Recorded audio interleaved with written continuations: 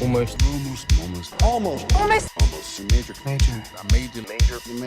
Major. Holy fucking shit, this is major!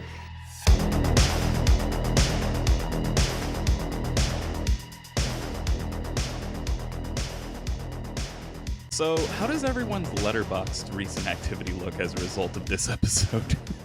Because mine is kind of strange.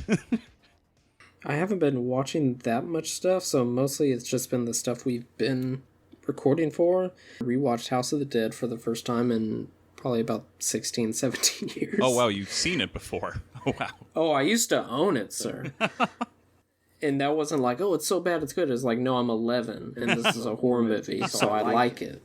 Charlie, how bad is your top 4 right now? Or not your top 4, your most recent? It's pretty chaotic. I saw the new Jane Campion film, Power of the Dog, on Monday. First film that she's made in 12 years. One of my favorite filmmakers. Fucking great. Loved it. Yeah. One of the best of the year. Can't wait for everyone else and you two to see it. And then I work at the Coolidge Corner Theater in Brookline, Massachusetts, and we're doing every Tuesday we're showing film noir classics on 35mm, and we showed Nicholas Ray's In a Lonely Place with Humphrey Bogart, which is one of my favorite movies, and I'd never seen that on film before. So that was like an incredibly powerful cinematic experience. And then I spent today watching House of the Dead and Ringmaster. So you got 2 good movies and then 2 bad movies.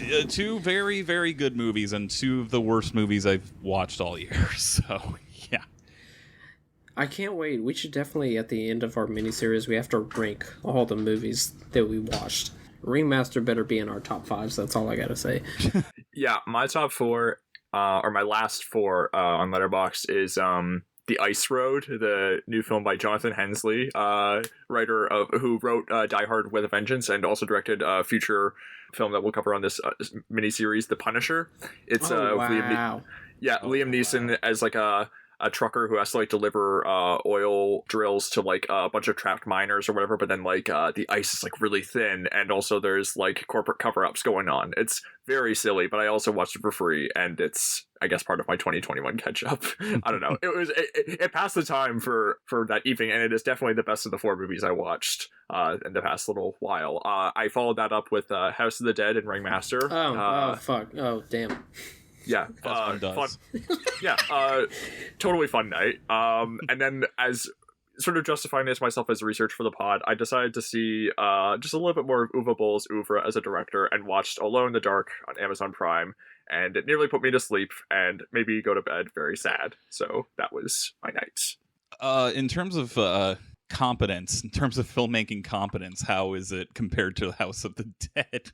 The thing that makes it worse is that, like, it's just as badly made, but it's also, I hate how obnoxious the humor is in House of the Dead, but Alone in the Dark is, like, so self-serious that, like, it nearly, like, made me, like, want to, like, just fall asleep. And there's also, like, more bad voiceover by, like, Christian Slater, who just sounds like he's on the verge of, like, passing out the whole time. And, yeah, it just doesn't work. And, like, just, like, some of the shots, I mean, the thing about Boll is that, like, from these 2 movies, it's like not even that the shots are bad, like, I mean, a lot of them are, but like it's also that he doesn't know how to string them together in like a coherent fashion or anything. Like there's no like rhyme or reason to why he's putting one shot after the other, and that's basically what Alone in the Dark is for most of the runtime, and it's not great.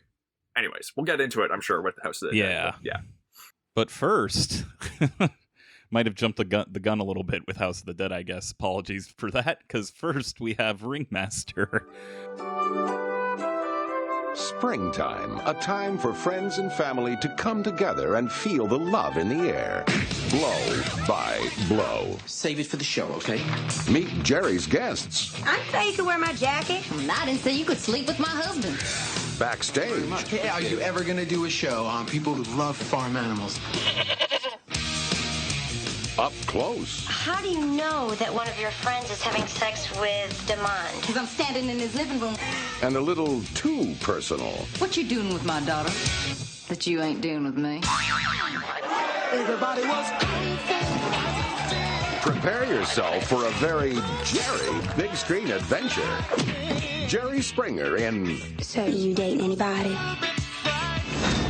Ringmaster. I just got to get to the Jerry Show. I don't even know, but I'm feeling like a hoe. No, I'm not. I'm feeling real good because we on our way to which Yes. Kevin, you did some pretty extensive research on, right? Extensive, sure. I watched like half. Well, there's not a lot of stuff you can find, so I know. I more so was just like, let me go back in and try to figure out more about just Springer and Jerry Springer, and watch like half of a VH1 documentary about Jerry Springer from like '06, which most of it was just like, remember this time this happened on the show, and I was like, yeah, I want to know like the background stuff, which he had a book that came out in '98 also called Ringmaster, but I'm gonna have to read that just on my own time, when the Ringmaster aficionado that I am. But what I'm curious about is like, did any of you watch the Jerry Springer Show? Because I mean, it was on for like 27 years, and like I never like saw an episode at all. Yeah, I'm curious. I think Canada was too pure to have Jerry Springer. It's a strictly American thing. Well, the trash TV show that I remember my brother coming home to see my brother watching often was Maury. That was the show that I don't know if that's like. I feel like I brought it up on a Zoom call recently that was the show he watched, and someone said that was like the thinking man's Jerry Springer or something like that, which I don't know if that's. I don't know if that's no. That might have been our friend Jack Draper who said that. I think he said that, and that was very funny. But yeah, well, I saw clips of Maury and also the Jeremy Kyle show, which is like the British version of like I don't know Maury or something, where people are like throwing envelopes at each other and headbutting guests or whatever. I saw clips of that on YouTube because my brother was into that. So. Oh my goodness! Did you watch Jerry Springer, Kevin?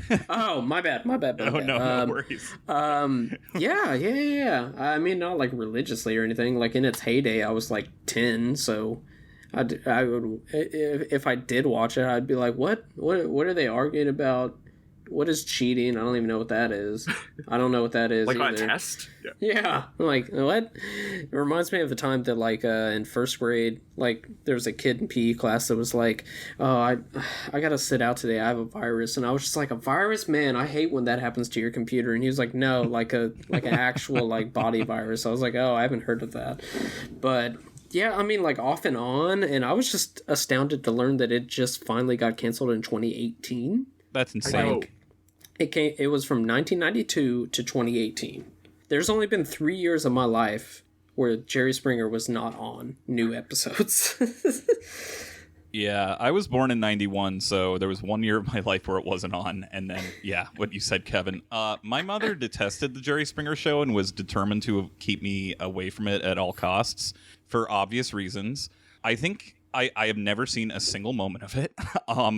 As a gay man, I'm sure it would have confused the fuck out of me and made me very self-conscious because it's too heterosexual for me. Even as a child, I'm sure I would have been like, what? But yeah, no, I never watched it. I think the most exposure I had to it was in the Tony Scott film Domino, in which Monique's character goes on the Jerry Springer show. Wow, and I just watched that. Whoops. I thought you were going to say Austin Powers 2. Where Dr. Evil and Scotty will go on to Springer. Shockingly, I was also very much shielded from Austin Powers. Wow, your parents did not want you to do accents. My mom, it's funny, after a while they gave up with, shielding me from violence, but it was more like depictions of sexism and misogyny, which I get is part of the joke of Austin Powers, is that he doesn't understand that social and gender norms in terms of like being... objectifying women have changed, but I think my mom saw the first one and was so appalled by it that that and James Bond. I mean, I've only seen the second Austin Powers movie, and it was like when I was in a party in college, stoned out of my mind. I can't tell you what happened in it. So like, second one's not good. The first one is like actually really good. Like, yeah, very that's what funny. I've been told. That's what I've been told. I kind of have a Mike Myers allergy though too, so it's kind of. I mean, I like Wayne's World, but. Yeah, that's kind of why I haven't really sought them out. I probably should, just for cultural curiosities, but... I saw Goldmember in theaters 6 times. Holy shit, 6 times? And around this time, it was me and my brother, we would go to Goldmember, and then we would see Master of Disguise, and it was just like back and forth for like several weeks. What other blockbusters came out in 2002 that summer? What was there? Like Spider-Man 1, Signs, Bourne Identity, and you were like, no, we gotta go back and watch Goldmember. Yes. Again. It was like, we're gonna do that, then we're gonna go to Hastings, I'm gonna buy Corky Romano, and My Summer Rules. Okay?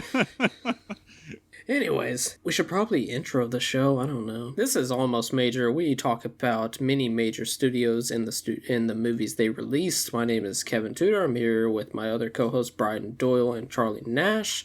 And today we are going to be talking about the 1998 film Ringmaster. While we were talking about Jerry Springer, if you don't know the movie Ringmaster, which most people don't, it is a movie fictitiously about Jerry Springer, but he plays a character named Jerry Fairley, and he's on The Jerry Show instead of The Jerry Springer Show. I don't know how they were able to do this and still not get sued, because technically it's not using The Jerry Springer Show title, but it's using everything else. And he's in the karaoke scene, he says Jerry Springer. He's introduced as just Jerry. Yeah. But he says the name Jerry Springer in the song. It's very confusing. Yeah, I noticed He that also, too. after that scene, there's a woman that's like, oh, can you sign my pregnant belly? And he starts signing it Jerry Springer. I noticed that. It was like Jerry SP, and then they cut away. Do you think that they just forgot that they weren't allowed to do that, and they were like, fuck, that's the only take we got. 1000%. That's the only take we 1000%. got, and we can't get that actress back, so... 1000%, yeah. Okay, so this movie, it debuted in the U.S. November 25th, 1998. That's got to be a wild thing. That's a counter-programming of a counter-programming for Thanksgiving. Yeah. That is 2 days after I was born, by the way. Wow! Oh my god. I brought great things into this world, including You Ringmaster. son of a bitch. This is your fault. It opened wide in 1,300 theaters. The budget was $20 million. It did $3.3 million open weekend and $9.2 domestic gross. I don't think it went overseas at all. I saw that it was released in Belgium and Netherlands, but I couldn't find any box office information on that. The director is Neil Ambrison. He prior to this, he started out doing music videos in the early 90s for PM Dawn, Fleetwood Mac, Dwight Yoakam.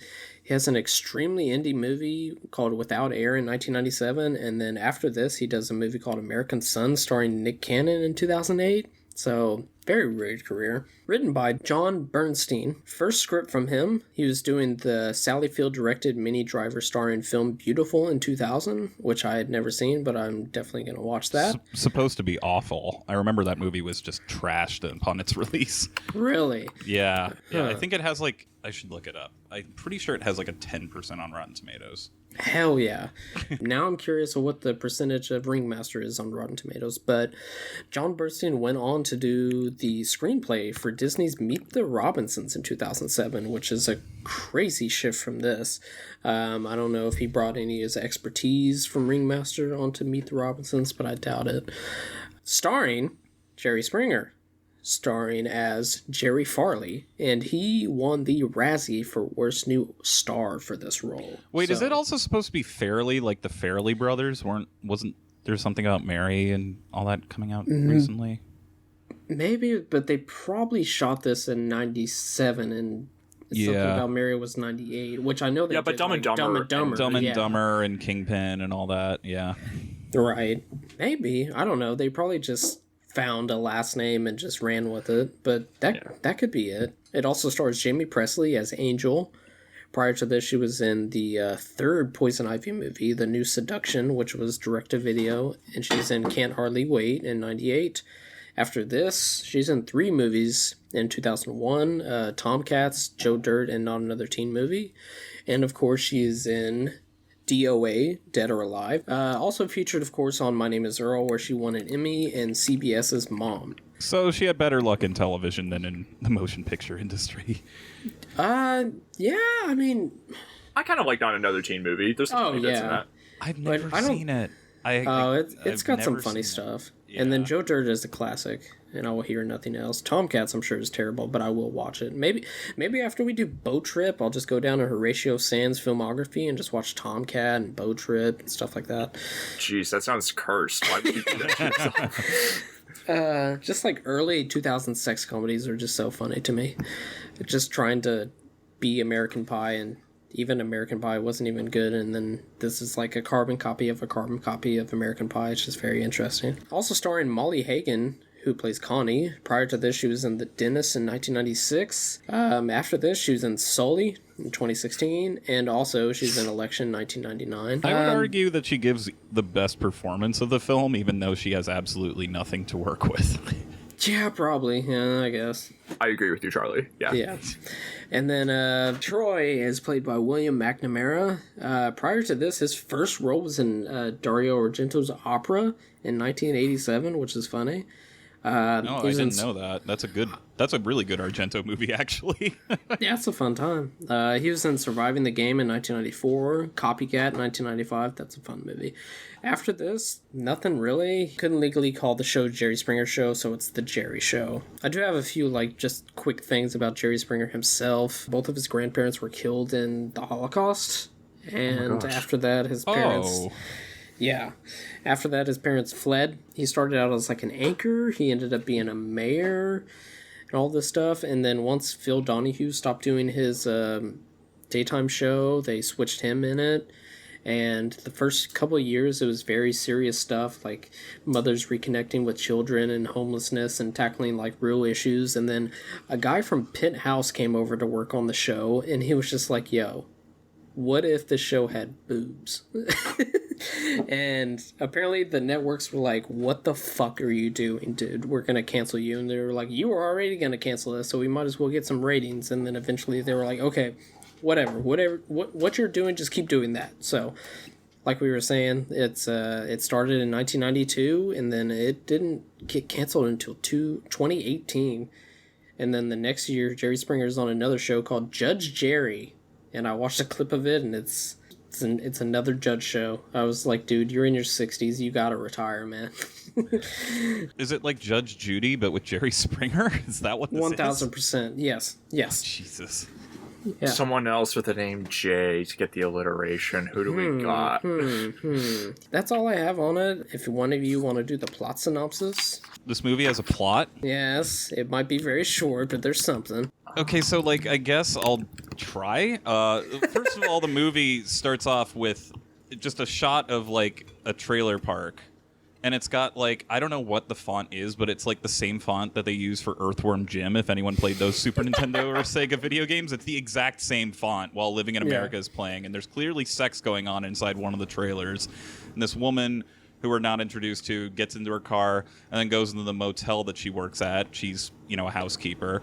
It is shot almost the exact same way, like that scene in The Devil's Rejects where the motel worker checks up on housekeeping and then just finds dead bodies everywhere. That's all I could think of watching this. She is living with her mom and her stepdad.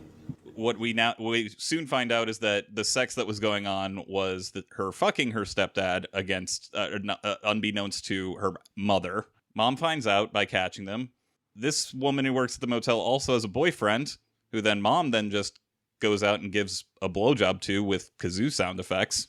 And then everybody's jealously fucking each other over, literally. And then they're then mom wants revenge and says, guess what, we're going to the Jerry Springer show. Also, there are a bunch of subplots that are just there for no reason, involving Michael J. White, who his girlfriend is his girlfriend brings in his other spurned lovers to go on the show to beat him up on the show. That's the other group that we're following, but not new. It's mostly about Angel and her mom, Angel, the teen girl and the mom. Sorry, yeah. I've been referring to them all by their family dynamics. Well, that's how Jerry Springer does it. He says I slept with my stepdaddy has canceled on the show or something like that. That's how they always refer to them in the most depersonalized way, just calling them by their situations rather than their actual names. And Michael J. White is really young and hot in this movie, so he gets involved with Angel too, and the two families that go on Jerry Springer interact and start fucking each other and fucking each other over, and they all go on the Jerry Springer show. Off of that, let's go into just initial thoughts. Bryden, go ahead, start us off. I thought this was really bad. it's the thing. I mean, it is like kind of a fascinating cultural artifact that like people were just like, let's make a Jerry Springer movie. Like in the late 90s, like that was like enough like to like draw people in for like a big studio movie. And it is interesting, I guess, like because I just never watched the show, I get like a sense of like what the show's dynamic was based on just sort of this fictionalized version of it. But I don't know. The problem with the movie for me is that it feels like it takes the aim at the wrong targets. It feels like it's punching down on like the guests and how awful they are to each other, but it only really weakly pokes fun at like the institutions that are exploiting them, like Jerry Springer's show. And I guess that's maybe because Springer like stars in and produces the movie. Like he occasionally makes jokes about himself, like they're saying, "Oh, my guests aren't okay. They're on my show and everything." But then everyone's like talking about how handsome he is and how funny he is and how charming he is, and it's like, okay, great. He's like pumping up his own vanity. I don't know. There's like I imagine you can make a good movie about this material that is like as unpleasant as it is, but it's also just not very funny. Like all the jokes are like lowest common denominator. It's all like very clunky approach with like, you know, the bells and whistles, literally like accompanying like scenes of people getting blowjobs and people like just like making like the stupidest puns. It just like it doesn't work. And then also like there's like a lot of humor that like doesn't really date very well in today's time. Like there's a joke at the end that I'm sure we'll get to that is seems pretty transphobic. And yeah, like we'll I don't get know. to that. And that's just like I guess the whole manner of like the gawking nature of what I guess Springer's show was like. And yeah, I don't know. And Springer also like, I mean, he's the star of the movie, but he's like a terrible presence to like center the movie around because he just has no charisma. Everything just like slides off him. He's non-reactive, which I guess is fitting because that's I guess basically his role in the show, just like standing there and watching the chaos happen and I don't know, just meekly offering like, well, ain't that something? And that's it. So that's my thoughts on Ringmaster. I mean, yeah, I'm pretty much with Bryden on this one to a T. I mean, this is the weird thing about this movie for me is like, I'm not saying that none of us get like a weird guilty pleasure thrill out of like trashy reality TV. I mean, like, of course. I feel like, I'm not speaking for all people, but like I have a lizard brain sometimes and just want to watch people be awful to each other, even if it's fake or something like that. So my whole thing with this is like, why not just watch the Jerry Springer show? You're making like fake outrage that is way less interesting than even the really exploitative, awful stuff that he initially,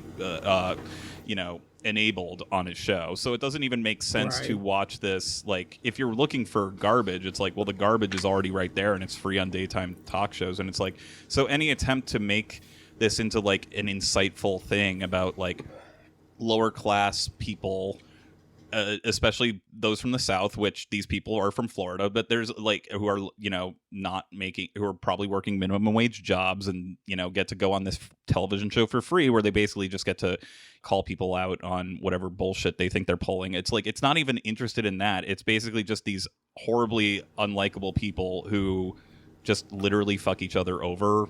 When they get fucked over, go fuck somebody that their other person who fucked them over was fucking.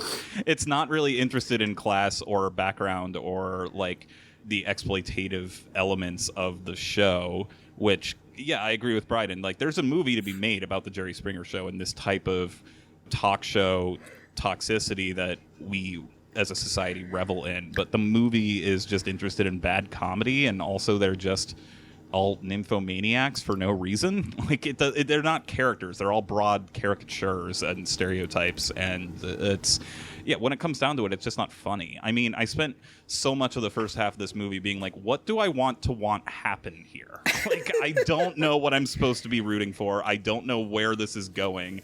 I don't know why these people are supposed to be interesting. It's just kind of mean-spirited but also boring. It doesn't have any edge to it. It's just like, well, you fucked my husband, I'll go fuck your boyfriend. Like, that's just boring. Like, it's not even like it's supposed to be dark and it's supposed to be edgy, and I'm just like, what am I supposed to do with this? Like, I have what there's no narrative through line. There's no people that are interesting. I mean, I love movies about horrible people. I mean, I think Leslie Headland's Bachelorette is one of my favorite and most underrated comedies of the past 10 years, and those people are just absolutely despicable on so many levels, but it also gets into their psychologies. Here, it's just like, they're all just horny and can't help themselves by fucking other people. Like, it doesn't make any sense. So, yeah, that's my take. Yeah, it seems like it's just ramping up to see them on the Jerry Springer show, where you're supposed to be excited they're on the Jerry Springer show, and then it's just like, why don't you just watch an episode of Jerry Springer? Yeah, it's fake. It's all staged. Why?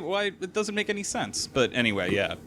that stage, it looks so bad. It looks so fake and bad. Like the Jerry Springer set, the legitimate one, never looked great, but this one looks like it's about to fall apart any second. While you were saying that there is a Jerry Springer movie to be made, I just imagine if they took like the structure of Steve Jobs and made it Jerry Springer instead. Like Aaron Sorkin's Jerry Springer. Yeah, directed by Danny Boyle. Oh man, that'd be amazing. Like start with him being a mayor, and then years down the road, it's just like, oh, I slept with my stepdad, but the stepdad isn't here. What are we gonna do for the show? I would watch the shit out of that movie. Actually, you know what? After Sorkin does his Lucille Ball movie, get him on that. That's gonna be good. Fuck, I completely forgot that was happening. That hasn't been on like the Twitter timeline in months. I just totally blocked that out. I guess a trailer for it dropped today, but it comes out in like 2 weeks. But yeah, 2 weeks. Oh, I think so. I haven't been paying attention. Yeah, I'm not going to be the person to break the chain. This is very, very bad. Kind of what both of y'all were going after. It's just like mean-spirited. Like this movie hates people like so much. Like it has so much hatred for every single type of person in this movie besides Jerry Springer. Like there's just parts where like people are just walking around like getting from scene to scene, and then there's just somebody in the hallway and they just like berate them to their face. Like there's a scene where Star is like walking through the hallways trying to find Michael J. White, and like there's like a overweight person, and she just like goes off on him for being overweight, and I was like, what is going on? Like I was like, I guess maybe in '98 that was hilarious, but yeah, they're not a chuckle coming out of me in this movie. It feels like a thing kind of down the road. This is like the reason that Jackass the movie became a thing. It's just like they're going to do stuff you can't see on TV, and it's actually still good, and there's a reason to still see it. But this is like, there's a scene very early on that has nothing to do with any of the movie whatsoever. It's just Jerry Springer. He's hosting an episode where a woman is breaking up with a guy and getting with another guy, and she just says to him, also, he lets me have a girlfriend. And then she gets naked, and then another woman is naked, and then they just start making out for like 2 minutes straight. I was like, I think this is the entire reason this movie exists. Yeah, they could. Well, because I'm assuming that I've been told that stuff happened on TV, but they'd like put bars or blurred out or whatever, and it's like, okay, now we can show you fake drama, but we can actually show you boobs, and it's like, well, you can go to any other R-rated movie for boobs. It's like, and it is so. Yeah, I mean, it is such a toxic, misogynistic like way to film it. It's which is this funny because like at the end, there's a character in this movie, Troy, who's literally, they only give him a role just so they can give a trans joke at the end for him. I was like, this motherfucker only exists so they can make fun of him at the end for that. Yeah, it's really disgusting. That whole subplot. I mean, the film also breaks to him having dates with this person, and you're like, why the fuck should I care about this guy who works for the show? Like, he's not even been developed as an important figure. Why is this happening? And then the payoff is like, oh dear God. Like, yeah, we're gonna get into it, but really one terrible. It's just like back then there was, but even back then I remember there being like VHSs where it's like Jerry Springer too hot for TV and stuff like that. So it's like you kind of already could have rented that and got it, and it would have been quote unquote real, more real than this, I assume. Yeah, it's just, also I was telling Bryden before we started recording that it took me like 4 days to finish this movie.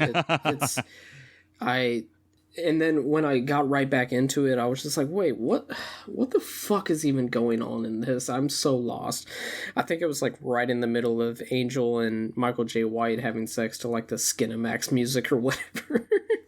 I mean, yeah, does the movie think that scene is genuinely supposed to be sexy? It seems like... Oh my god, I don't know. Even the stuff in the beginning where she hooks up with the guy in the motel, I'm like, oh, she's a sex worker, but then that's never really dealt with either, and it's kind of like, what was the point of that? Like, it's just, I don't, just to have people like hoot and holler at my man just being like, oh, well, you don't have to leave, and then she's like, oh, and everybody's supposed to be like, oh yeah, this is like the most horny movie I may have ever seen, but it's just like not titillizing at all. It's just gross. And even when it's played for laughs, as I mentioned before, there's like cuckoo clock sound effects during that scene where it just kind of like why is this supposed to be funny? Like, people give people oral sex all the time. Why is this supposed to be like something to mock? Like, I don't know. Like, I think it crosses into being ridiculously funny whenever it goes to his point of view while he's just looking up at the sky. yeah. I was just like, there are so many weird camera choices. Like, there's a part where Connie is like looking at a bottle, and then it just like goes first person to her vision of looking at this bottle in her motel room for no reason. There's just a lot of weird choices. Maybe they were just trying to flex or something like that. But yeah, there's the weirdest cut. I had to like rewind like 4 or 5 times to find it. Was like it's like sort of like the walk and talk tracking shot where it's like Jerry and his guy like talking about like guests on the show, and they're like talking or whatever, and the camera's like going around corners and everything, following them. It's like, okay, pretty standard and everything. But then like the conversation continues to like the next line. And just as Jerry's about to turn the corner, they just cut to like a new angle, and it's like you couldn't finish like the tracking shot. It's just like it's such a. We only had so much. So weird. Another thing this movie reminded me of before we just get into the synopsis is the Gong Show movie, which I don't know if you've seen it. It's pretty terrible. There's a movie? Yes, and it's all about Chuck Barris, the creator of the Gong Show movie, his life as being the host of the Gong Show movie, where he's just like, oh, another day of people bugging me. They want to get on the Gong Show. They all want to hang out with me. They all want to be my best friend because I'm that guy. And yeah, it felt like so much of that in this, where it's just like, okay, I'll do your fucking Jerry Springer movie. You're going to have a scene where I'm getting laid. You're going to have a scene where women are flashing me. You're going to have a scene where I'm signing every possible body part on a woman. You're going to show that I'm so cool. And yeah, it reminded me of the Gong Show movie, which is equally pretty terrible. Yeah, like you said, it starts at a trailer park. It's outside. Rusty and Angel are having sex, but Angel has to leave to go work at the motel. And yeah, 2 Live Crews living in America. There's like a few songs that are made specifically for the soundtrack, which is really funny. Like, I think one of the sex scenes between Michael J. White and Jamie Presley is like set to a song that references Ringmaster, and it's really weird. She is at the hotel. Her name is Angel again. She's trying to housekeep her room, but MC Gainey, that guy, is in there before she notices, and he says, well, you don't have to leave, and she just immediately starts blowing him. And then there's an owl sound effect in the background, which is pretty funny.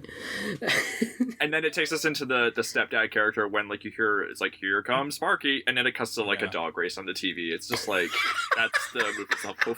And he's also like, what is he getting a call from? He's getting a call from his wife, and he's like, no, not now, I'm watching TV. And it's like, you can watch a dog race and also talk on the phone. It's like the easiest thing to multitask. It's not like... Yeah, I forgot all about that cut. I don't know if the cut is actually funny or you just surprising me remembering that cut. But that's freaking. I mean, I took notes on this movie. I like basically transcribed like half the dialogue of this. Some of it is just so insane. Yeah. Rusty is looking for a job. Rusty is Angel's stepfather, Connie's husband. It gets even more convoluted for no reason. Connie is working at a food truck. M.S. Gainley, the guy in the hotel, says his friend told him to get a room on the top floor if he wanted to get a good morning blowjob. So there's that. Angel tells her boyfriend Willie that they should get married. Angel comes home. Her mom Connie asks if she's going to move in with Willie or get her own place. Rusty and Angel start making out while Connie goes to the bathroom and then very badly cover up that they were making out. I did not know for a bit that that was his, like, for a second, I think I like looked down for a second and I'm like, oh, that must be her boyfriend. And then it was like, oh no, that's her stepdad. I thought it was their neighbors at first. Yeah. But then like they start talking and it's like, oh, I guess they're related. Yeah, it's very badly introduced. Yeah, I initially thought like, oh, they just don't want to see mom like while they're hooking up because they're dating, and mom shouldn't walk in on that stuff. Oh no, that's stepdad. Like, it's just. And the movie's very weird. I really the treatment of this relationship is like pretty bothersome because like this is like I feel like this is the kind of situation you hear about like a lot of times, and like it's I mean, they reveal later in the movie that, like, it started when she was underage and everything, but then they write off, it's like, oh, well, I pursued him, so, like, it doesn't make, so, like, whatever, it's not, like, something we can go after him for legally, and it's, like, it really kind of made me just, like, this movie, like, really depressed me, like, in terms of that, because, like, it feels like a thing that is, like, this girl is being exploited, and, like, but then the movie just, like, has nothing but contempt for her and doesn't consider how, like, the situation is so awful that she's in. I mean, we don't know how old she is, but it is quite possibly, like, because she says at one point, oh, we've been hooking up the entire time you were interested in him. So this could be pedophilia, and it is definitely semi-incest at, like, on some level. So, like, it's all fucked up, but it's all played for laughs with no awareness of, like, just how traumatic this type of stuff is. Like, it's just like, oh, my daughter's fucking my husband, and it's just kind of like, yeah, that usually this shit is not funny. Like, it's usually pretty awful. This was in '98. Okay, we didn't have the woke police around. All right, this was when comedy was at its peak. Okay, it's just, you didn't have to explain stuff. But it's also like, because because like they're lower class and live in Florida, that this is just like, oh, that's just them. You know how it is back in Florida with those people who work in motels and live in trailer parks. It just feels so condescendingly mean in a way that's like... And you're totally right, it's condescending. And then, like, the whole scene where it's like, oh, well, like, I pursued him, so, like, we can't go after him. I'm, like, thinking... Unfortunately, I mean, I don't know if that's how, like, courts would, like, deal with that, and that's, like, a whole depressing indictment and everything, but, like, the movie just sort of, like, leaves it like, yeah, alright, you fucked this up and everything, it's your fault or whatever. The movie seems to take it like that, and it's like, that's so awful and everything. It's just like... And Jerry's like, this is perfect for my show. This is just, it's a freak show. Like, it's, I mean, which is what he advertised this whole show as a freak show, but it's like, if you're gonna make a fictionalized movie about these people's backstories, it's like, yeah, to film it in the way that the show films it, as if this is just so wacky and, like... And he makes so many jokes about the show and himself and everything, but then he did the show for, like, another 20 years. It's like, he can't, like, talk about how, like, oh, yeah, I know, I was so awful, but also, please watch my show for the next 20 years. Like, that's not fair. You can't have it both ways. No, I agree. That's exactly my issue with this movie, is it tries to have its cake and eat it, too, where Jerry's just kind of being like, oh, what has my life become? I was the mayor of Chicago, and then I sold out to become this guy who just exploits people, and it's just kind of like, yeah, but you still sleep on a pile of money every night and people worship you, and you, like, you don't care. Like, it's just, you can't, and then you're gonna take this moral high rise at the end, which we'll get to. It's all just awfully miscalculated. It reminds me of the scene at the end whenever they get off the show and they have that heart-to-heart, and I was just like, this is a little too late, folks. That's exactly what I said. It's meant to be subversive at the end, but it fucking misses the mark. Yeah. Connie is in the bathroom, and Rusty and Angel are making out or whatnot. She comes out of the bathroom, and of course, the Jerry Show is on. And it is, I am pregnant with your husband's baby, is the episode. Why did I write that down? Are you having an affair with your stepdad or know somebody else who is? And Connie was like, that's very specific. I'm going to write that number down. She doesn't tell this to either one of them that she's thinking about this. And then she just starts rehearsing what she's going to say in the mirror. Like she's like Ellen Bernstein in Requiem for a Dream for some reason.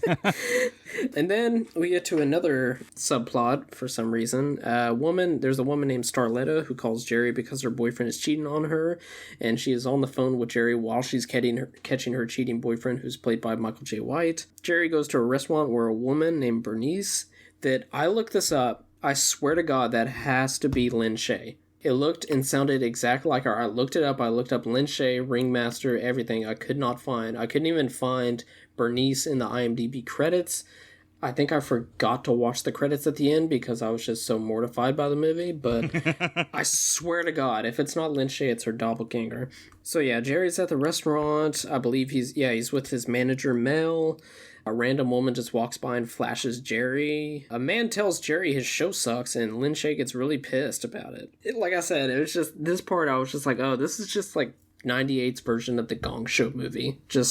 We are back to the Jerry Show. This is turning into the Man Show pretty quick. Guy goes up to Jerry wishing they would do an episode on bestiality and says he's a big fan of fucking his goat. That happens. And we see he shows photos of the goat. With a goat noise. With a goat. In case you didn't get it. Yeah. Oh my God. Yeah. And, like, Jerry, I mean, just to give a sense of, like, what Jerry Springer's, like, whole screen presence is, it's, like, the whole scene where it's, like, we're seeing him on the show with, like, the this girl's like pregnant with like my husband's baby or whatever. Jerry just sort of like looks down, strokes the back of his neck, and then just sort of like watches the whole thing. He's like, just kind of like, buddy. Yeah, he's just like, oh boy, ain't this something? I mean, we got like the sort of like whole like, what's this transgender thing? Like he talks about like he's like, I'm still. There's a line I had to like stop and write this down. He's like when he's rocking his restaurant, he's like, I'm still confused. Lucille was a transgender pre-op hermaphrodite, and then it's like there was a time I would have confused you too. And he says those times are long gone. I had to rewind that too. Oh yeah, it's like why is this in the movie? I mean, I guess it gets payoff at the end or whatever, but like that's the thing is it just cuts and it's like they're mid conversation and that's the first line and you're just like, excuse me, like not to mention it's like they don't even use like I mean it's transgendered is not even the proper term, so like it's like you're fucking up already, Jerry. And that scene also just ends weirdly where like it's like the movie like it mixes its sound like kind of badly, I guess, like where I guess it's trying to be like chaotic, like overlapping dialogue, but it just sounds really sloppy where like there's like a waitress trying to talk to Jerry, but then like his friend is trying to tell him he has like leprosy or something, and then like it keeps like cutting, and then like Jerry's just like sort of like of course looking around, not really saying much, and then it just cuts to his friend like crunching a pickle, and then the scene just sort of ends. And then, like Jerry says, "What were you trying to tell me?" And the friend's like, forget it. It's like, what the hell? Why is this the movie? That's a big pickle, and it looks really phallic. Like I don't know what the joke was, and it's edited so badly. There's so much dead air in there where I'm like, what? What? Yeah. I mean, after that, we get like the scene with like the woman who has like the sort of multi-partner relationship with like her boyfriend who lets her have like a girlfriend as well. They make out on the show super naked. The boyfriend looks like super miserable in the background. And then there's the goat fucking guy. He's like chanting. He runs away chanting Jerry's name almost like it's the sign on the show where it has his name 4 times. It's like Jerry, Jerry, Jerry. And do you think the guy in the credits is named the goat fucking guy? And what's a worse guy to be named credited as, that or hideous dancer? I was just thinking, what's your last role? Let me see if I can find that. I have the IMDb page up. Uncredited goat lover. All cast and crew. Okay, let's see here. In that case, I'd probably just be like, this is my feature debut. This audition. I've never done anything. No. He's credited as Goat Boy, but he is also uncredited, which I think was wise on his part. Goat Boy? Oh my god. Goat Boy. They were like, we can throw you in on the credits. He's like, that's okay. Like, that sounds ambiguous enough. And they're like, you played a goat boy in Ringmaster? Yeah. What part did? No, don't worry about it. Don't worry about it. That's fine. Just give me the check and I'll be on my way. Don't really need anyone to know I was involved in this, especially through this role. So. Also, I just realized this on IMDb. I like how, just in case you forget their names, which I very much did and admitted I did, they have the credits: Jerry Fairley / talk show host, Jamie Presley, Angel / Connie's daughter, Molly Hagan, Connie / Angel's mother. So even the movie was not confident that you would remember their names. Like, I think I only remember their names because I wrote it down so many times. But other than that, like after multiple people keep getting introduced, I was gone. Yeah. Connie is setting up Rusty and telling him she'll be home really late. Angel and Runty are once again hyped to bone, and Rusty says, "Do that thing your mama won't do," which made me cringe really bad. Angel is at work. She leaves work, goes to cash her paycheck. They can't cash her paycheck because her name doesn't match on the license.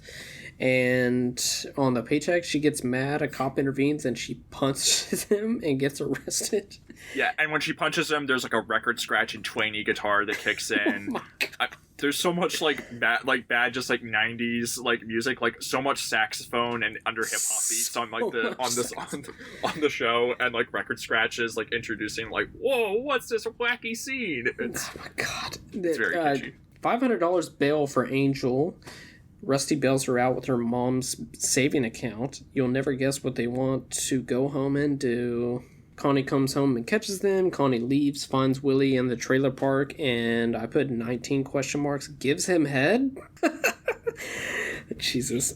Connie calls Troy at Jerry's show. Troy is the guy that works at Jerry's show. That we'll get back to him.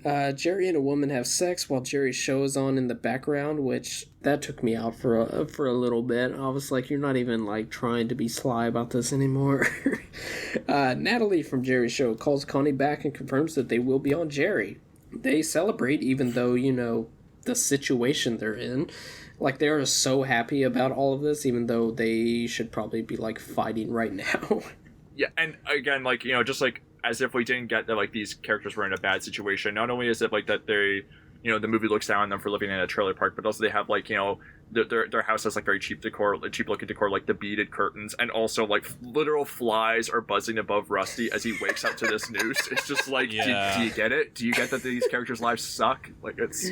While she's, like, ironing a t-shirt and she has the phone and she's just like, oh, I think Jerry's on the phone. Yeah. Starletta asks a woman to go with her to Jerry's. Starletta's boyfriend, Michael J. White, is scoping out Angel. I remember seeing part of this movie on Comedy Central, like, in the early 2000s, and I just remember, like, this part, and I was just like, this doesn't look good.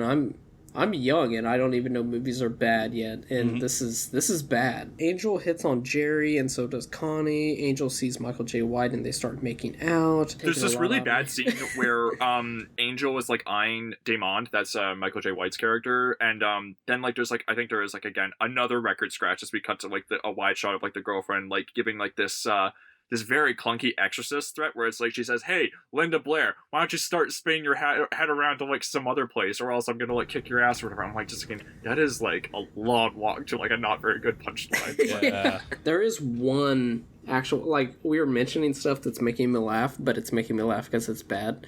But there is actual one really funny part with Michael J. White that's coming up. Rusty wants to leave. He doesn't want to be a part of any of this. He wants Willie to come with, but Willie won't. So Rusty leaves and he goes home. Jerry... Okay, this is the part I remember that after this I was just like, I'm going to go to sleep. I'm going to finish this tomorrow. And then I didn't finish it for 3 days. Jerry goes to MC a country bar for charity for some reason. Oh my God. I was so confused. It has nothing to do with anything going on in the movie except that he doesn't want to be there. It's just like he can't be bothered, man. He can't. Well, we also missed the scene where, like, the newswoman from, like, Channel 60 comes to visit Jerry and everything, and, like, the movie again, like, is, like, trying to push its agenda on us, where, like, she calls the show bleak and depressing, and the woman says, you don't think I'm some horrible elitist, and then the guy says, like, I don't want you horrible. Then he says the guests are decent people, and, like, gives, like, a whole lecture on how poverty exists, and that maybe that's what makes these journalists uncomfortable. I'm like, fuck off. The show is like, God. You guys think this is weird too, and are gawking at it, and it's like both of you are wrong, and, like, not doing anything to help these people and everything. It's just, like, so out of whack. It's a movie that's also 90 minutes on the dot, and it feels like there's just like that country scene that you just mentioned, Kevin, just feels like filler and fat to just make it feature length. Like, there's no reason for it to be in there. At most, it could have been 42 minutes long, like a Jerry Springer show. But yeah. Yeah. And Damond also, when he's found making out with Angel, Connie is trying to butt in, and then, like, Damond's like, you're her mother? And, like, looks down at her breasts and everything. It's like, okay, I see where this is going. Yeah. But then it doesn't go that way, and then that scene is, like, oddly sweet, but it's also, like, in this movie, so I'm just like, wait, are you trying to set me up for something? But we'll get to that in just a little bit. But, yeah, I don't understand the country bar scene at all, especially... He doesn't want to be there, but he wrote an entire song to sing. Where he's Jerry Farrelly singing about Jerry Springer. It'd be great if, like, someone said, like, who's Springer? Like, who's that guy? Like, yeah, and then the movie just explodes. Oh my God. Angel tells Connie that Rusty took the money out of her savings account to bail her out. Michael J. White shows up. You'll never guess what they do. While the most Skin and Max ass music plays, and Willie comes in to inform them that the Hollywood sign isn't lit up at night. And then he just walks out. Yeah, that's such an awkward scene. He's just like, did you know the Hollywood sign isn't lit up at night? Also, and then just leaves. Also, Michael J. White is, like, very young and very hot in this movie, but his one character trait is just, like, if someone makes a move on him, he's like, sure. And then they're like, wait, why are you doing this? And he's like, and then just kind of leaves. Like, I'm here because... Yeah. God, he had to be really young in this movie. He looks like he has never ate an ounce. This is post-Spawn, I believe. I was about to say, yeah. Yes. Talks about the pregnant woman, asking Jerry to sign her belly, and he signs it Jerry Springer instead of Jerry Farley, which that's Wow. Starlet is trying to find Michael J. White. What's his name? Damon. Damon. I'll start saying that because I'm looking down the list and it's just like Michael J. White. I mean, the writer of this is also white, right? Did anyone not like I'm in any as three white men? Maybe we shouldn't get into this, but like, did anyone else feel like it was like potentially trying to be stereotypical? Yeah, like yeah. It doesn't come off great. and the movie hates all its characters, but it at least tries to give like, I guess, some emotional fleshing out to like the mother-daughter relationship with Angel but and Connie, not whereas like Star, but not Starlight or her friends or Damon. They are just like sniping at each other the whole movie. And there's also just scenes of them, of her and her friends just hanging out that serve no purpose. It's just like them just in their room, just being like, ah. Well, they're there also to flirt with Jerry and tell him how handsome he is and show themselves off to him. Yeah, exactly. Starlet is trying to find Damon, and her friends just want her to have a good time. It doesn't matter where he's at, etc. Connie finds... Oh, yeah, I think she's... Yeah, she, like, gets all dolled up and goes to, like, the hotel lobby and whatnot, is trying to pick somebody up, and some guy's just like, oh, you're on a TV show, right? And she's like, yeah. And he's like, what's the TV show called? She's like, I don't know, because she's embarrassed about it. And then eventually he's like, I just don't understand how you don't know what TV show you're on. And she's like, I'm just gonna leave, I guess. She also has another weirdly intense scene where she's just like talking into the mirror, like hysterically crying about her wedding vows and laughing at the same time. And it's just like this. I mean, I again respect how much like you're just like putting all this energy into this performance, but it is also unneeded. Like just unneeded. This character is like nothing underneath. I know. Yeah. Poor Molly Hagan. She doesn't half-ass it. Like, she tries. She's just given a shit sandwich to work with. Like, I don't think that she's phoning it in any way, even though she very well could have, and I also wouldn't have cared. But like, yeah. Well, there's just she does a very interesting thing that once she finds out, or once she finds both Rusty and Angel, like, she starts acting a lot differently. She starts having this like evilish glint in her eye, and everything she says is just really out there and wild. So she is doing a lot, but it's like it's just a weird character grudge to be like, well, now that my daughter's fucked my husband, anyone that she has sex with, I must punish her for. It's just very like. It's like, why do you care that she's having sex with Michael J. White? Like, you don't know who these people are. Like, it's like, it's very, I mean, in terms of like, yeah, it's just like older women wish they were younger all the time, like type of thing. Like, I don't know. I guess I'm not finding quite the right words, but it is just kind of like... it's definitely that. It's just like, Mama, you were wearing my jacket and you didn't even take off whatchamacallit or whatever like that. It's definitely a lot of that, but... Not to mention, I mean, not to go back to this scene, but, like, how old are Angel and her boyfriend? I'm sorry, I'm forgetting his name, even though we just mentioned it. Willie! Like, because if she goes out and gives him a blowjob, that...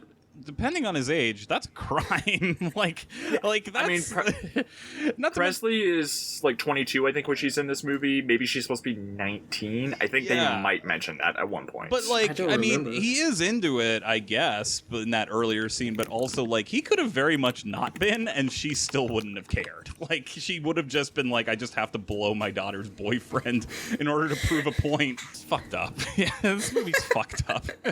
Yeah, and at the country bar, that's where we also see Troy talking to someone, like saying, "Oh yeah, we're on a TV show," and they say like, "Oh, it's like, oh, he says it's the #1 TV show," and they say like, "Is it ER?" And he's like, "Okay."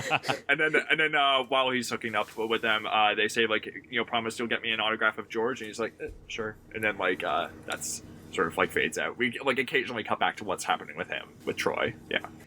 The way the movie treats his characters is like Jerry Springer, who's saying like, these are real people, man, and we should care about them, but also look how fucking weird they are. Yeah. It's just like... Oh goodness, we're almost at the end. I mean, yeah. Oh, go ahead. No. Let's get into why the sentimentality is just so. It's also a trend in a lot of these late '90s and aughts comedies where the movie has to have a sense of morality, which always makes it more amoral to me than anything because it's so duplicitous and like dishonest. But anyway, yeah. The emotional whiplash that happens in the last 30 minutes of the movie just. One, it feels unearned. Two, it just, like you were saying, it's just like, this is I don't feel good about this. Willie comes back to the hotel drunk, which I thought was actually kind of funny because he's really playing it up.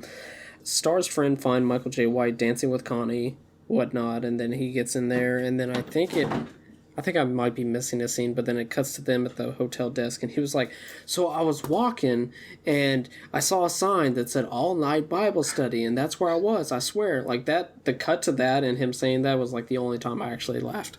That is kind of a funny line, yeah. But I think it sticks out more just because the rest of the movie is, like, so dead. Like, I know, and he's very one-note in it, but he's, like, you can... Maybe it's just because preconceived notions about White, but yeah, he's like kind of charming in it, but kind of not. But he also only has one note. But I don't know. He's like one of the shining-ish stars in this. If I were to give one, day of the show, which is pretty much the rest of the movie, it's revealed that Angel has Rusty's baby. Willie reveals that Angel had sex with Michael J. White. All of this on the most fake TV set ever.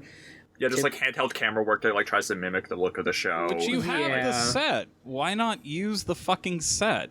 I'm sure they don't know. Like, if they couldn't have called it Jerry Springer Show, then I guess they couldn't have used the actual Jerry Springer set. It's a weird like legality thing that I wish I knew more about as far as this movie's concerned. Just write Jerry like scrub off like the Springer or whatever. Yeah, Springer just has paper over it. Yeah, it's just very Yeah, after this happens, there's a bunch of fighting. This scene lasts for so long, but I guess I get it. It's the main set piece of the movie.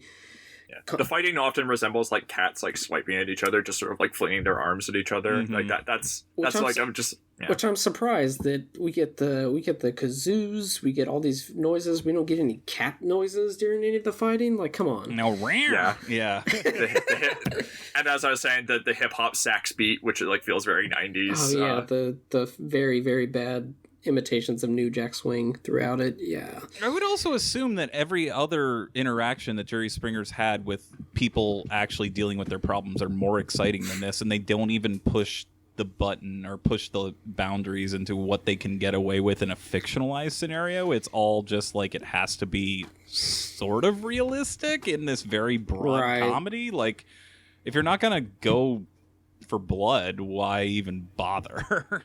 Well, he's the most inactive host ever and everything. He just like watches from the sidelines as the security is like breaking up the fight, and he's like, all right, calm down. And it's just like, I mean, you have like no control or like a sense of like charisma, like as like a performer, like with this. It's just like, yeah, nothing's pushed to anything. Yeah. The only thing that I remember that like kind of set him apart is he always had like, because he started out as an anchor and whatnot, and he used to have like, you know, how anchors would have like their own like 3-minute rant or whatever that anchors would have. Like, he would end every Jerry Springer show like with a Springer minute or whatever, and then end it with like, be good to yourself and be good to others. And it was just like, we just watched everybody not be good to themselves or them others. But anyways, I mean, having like seen the show, how is he as much of a non-presence in the actual show as he is in this? Like, does he like intervene at all? Does he have any observations other than just like, wait a minute, you're telling me that this is your situation? I mean, pretty much. He's pretty much just playing the audience, but not the actual audience there, because they're going absolutely nuts. But like the audience at home, that's just like, wait, what? Break this down for me. How does one become? Wait, hold on. Yeah, like he's a very subdued type of guy. He's I mean, but I feel like most talk show hosts around that time were very just like, let the guests do the talking, which can sometimes be good, but also it can feel like you're not engaged enough sometimes. So I don't know. I would have to go down a Springer rabbit hole, which I'm fine with doing because I need me some garbage. Next scene, Connie tries to have a heart-to-heart with Angel. I wrote down it feels very out of place. She's pretty much saying that, yeah, like we were talking about, she had her at a young age and tried her best, and then Angel's like, Mom, you did the best damn job you could have had, or whatever. Jerry goes off on a guy that goes off, oh, God, this scene, like a religious dude in the audience. The worst scene in the movie. There's like a religious something. I know. There's a religious dude in the audience that like just gets up and it was just like, this is all filth and blah blah blah, and then Jerry's just like, look, these people deserve as much time on TV as all the rich people on TV, and then that's pretty much it. This is like when he's like is gonna give like his like observation or whatever, and then like, but then he just like leaves the set after he said that. I'm like, what's your observation? Like it's like I know, and then it cuts back to Angel and her mom being like, "That's right, Jerry, we're real people," and it's like, no, you're not. I know that what you're trying to cover are real people, but like these people that we've just been watching for an hour and 15 minutes are certainly not fully fleshed out characters. I know. Like, just like, it's like this sort of stuff pissed me off. And like, I remember like being in the closet and seeing I Now Pronounce You Chuck and Larry, and then them getting up in front of the court and being like, don't say the F word, that's mean. And I'm just kind of like, except your whole first hour was you saying the F word, which like, it's like, imagine if Sacha Baron Cohen just apologized to everyone he pranked in Borat. Like, it's just, and then was like, but it was mean, but it was funny at the moment, right? It just, the total dishonesty and deceptiveness of this whole thing. And it's ultimately just propaganda for you to go watch Jerry Springer at the end of the movie. Mm-hmm. So what you're saying is you're not a big Neil Abramson guy? You don't think he's a good director? You're going to be watching American Son after we're done recording? I will watch that. I'm very curious to see how he goes from this to that. That's very interesting. I mean, he has 10 years to practice in between, so yeah. I have no idea what that's about. I do think there's somebody else besides Nick Cannon in it. It's Melanie Diaz and Tom Sizemore. Melanie Diaz, that's right. Yeah. That's right. Tom Sizemore, boy. Yeah, they were just like, so we have a movie. Yes, I'll do it. Oh, I was going to say that scene where he goes off on that guy and Angel and Connie are watching it. It goes to like a close-up of him while he's like saying his ending monologue or whatever. And I was just like, oh, it's about to end, right? Because that would make sense. And then we get like 10 more minutes of I had shit. The exact same reaction where I paused the movie and I was like, how is there still like 15 fucking minutes of this left? I was like, that's it. That's how you end it. Because it ends on that very obvious note. Like, you should have just ended it right there. But nope. Star and her friends decide not to go on Jerry. All throughout the movie, there's this... Oh, we got to talk about Troy. Okay, we've gotten to it. Oh, I lied. This is not what I said earlier with the worst scene in the movie. I lied. I blocked it out, even though I watched this movie like 3 hours ago. This is easily the worst stuff in the movie. Hands down. Okay, all throughout the movie there's a staff member named Troy who we talked about a few times, and he exists to set up for a very bad trans joke at the end. I don't even think we need to go into it. It's just dumb and pointless, and it's 1998. So, but it cuts back to Angel and Connie. They're laughing it up. They think it's hilarious. Although, I was gonna say also after they drop the TV, they talk about how kind Jerry is and how handsome he is. Yeah. Just in case we didn't hear it the first 20 times. And then they're like, "This is actually the first family vacation we've ever taken, and this is a great bonding moment for us." And then they watch this thing, which we don't have to go into detail about, but it's like, oh, so they're both transphobes. Like it's ultimately what it comes down to. Like, but they're in their heart. She tried to raise her. That's how we should not judge them. Is she did her best.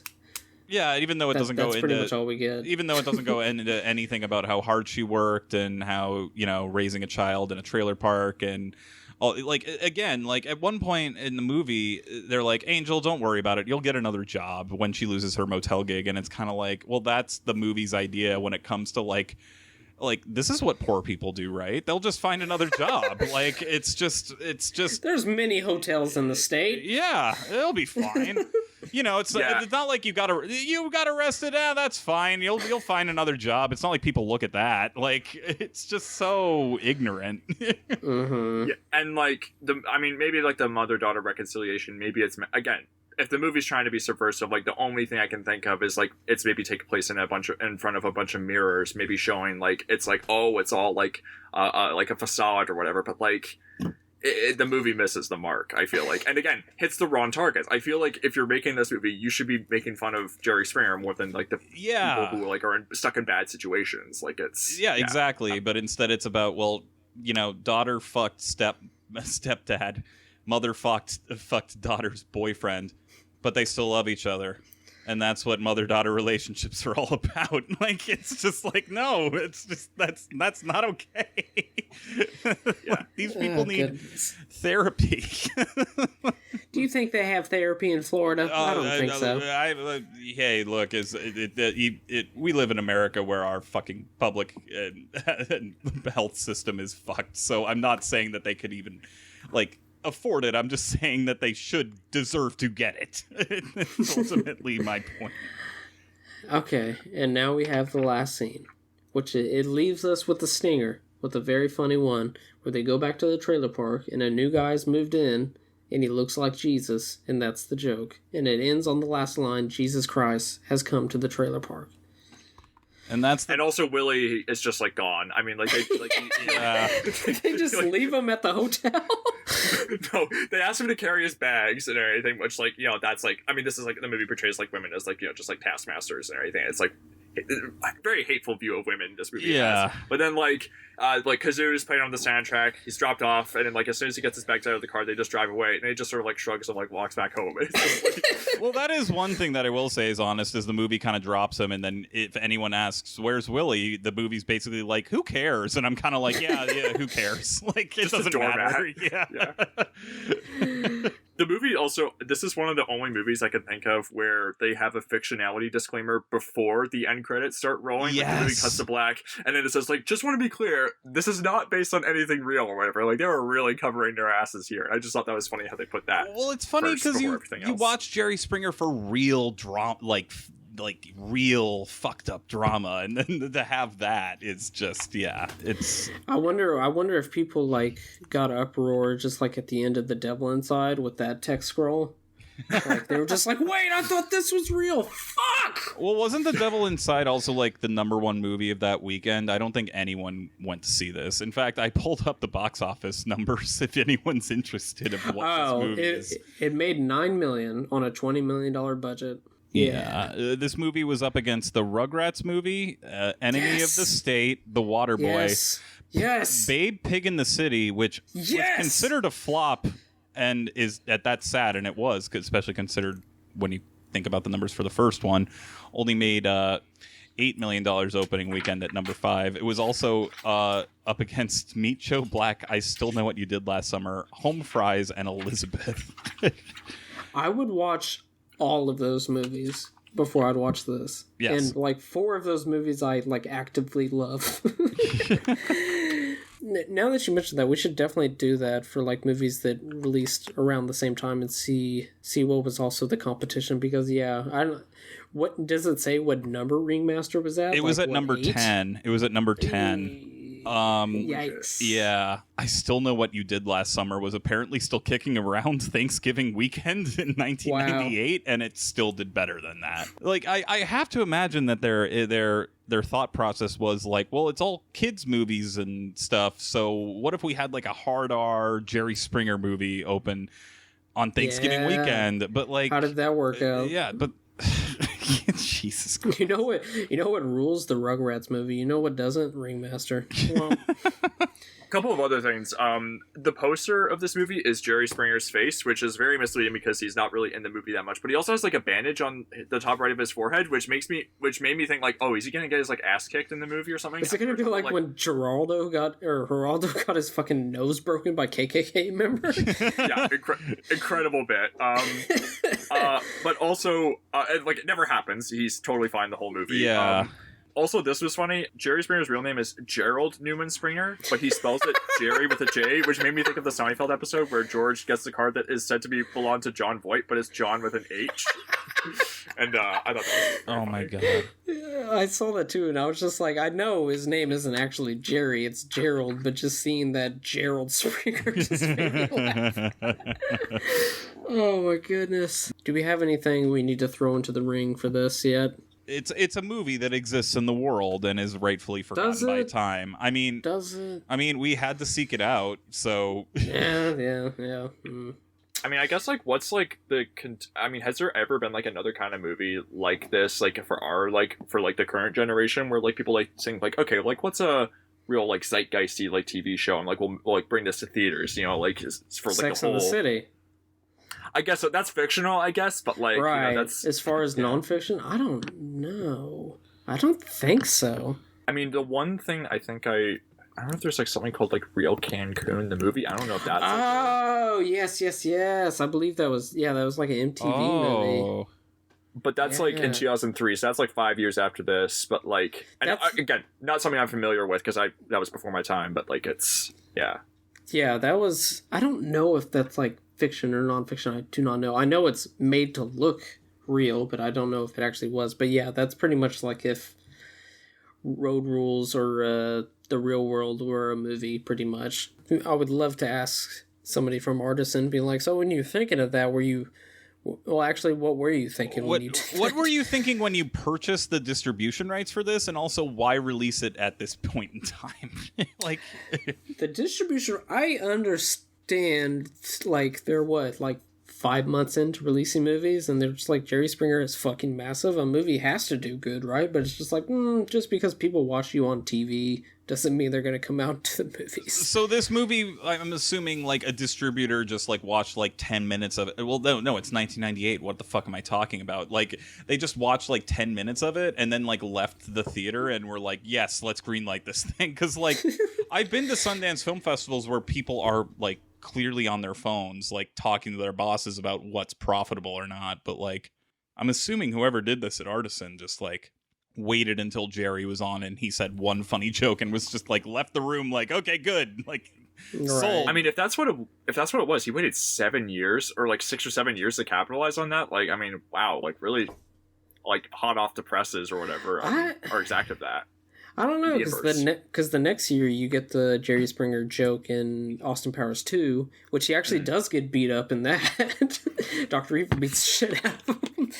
So that's funny. So like yeah, I think it was around like the Jerry Springer Show started in 92, but it wasn't what it was popular for. So it was like 94, 95 when it started to ramp up, and then obviously it gradually got bigger. So maybe the peak was around 98, 99. It's just people were not going to go out and see it on Thanksgiving weekend, so...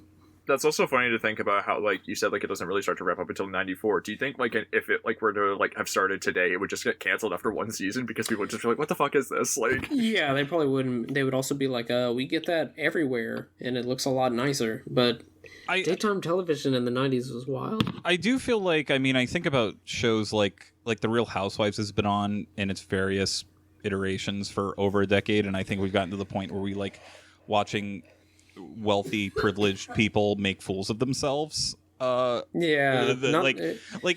like that type of thing where it's like, well, we can laugh at them, but they are still guarded by money and privilege, and our laughter, like, and it's also the like, they don't know that they're being as mocked as they are, and if they do, they don't give a shit, where it's like there's still guarded stuff, whereas now making fun of lower class, very because our conversations about class and, you know, mental illness and like exploitation has all gone like a little deeper, whereas I feel like even people that I know who are incredibly smart and incredibly insightful when it comes to media or anything are like, yeah, well, we can watch like Real Housewives and stuff because it's like no matter how much we mock them, they're still gonna be fine, whereas this type of stuff is like, these people need help, which is now something I feel like we're bringing into the conversation. If you're watching a Real Housewives or something like that, if you're laughing with them or laughing at them, you're still watching, so you're not really being the wiser at that point because they're getting what they want, so... This movie was shot on 35mm, you guys. Like, everything's shot digitally now. They shot this thing on film. I know. I saw a tweet that was just like, remember when we took it for granted that you just went to a movie theater and everything was on 35mm, and then one day we just started caring about that, even though that was the norm? Yeah, weird stuff. It's like, yeah, I watched The Grudge on 35mm. Like, weird shit like that.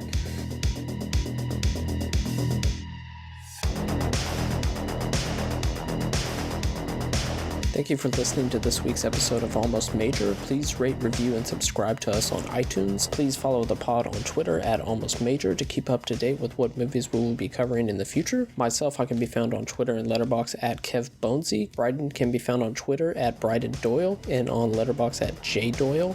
Charlie can be found on Twitter and Letterboxd at CT Nash91. Once again, thank you for listening.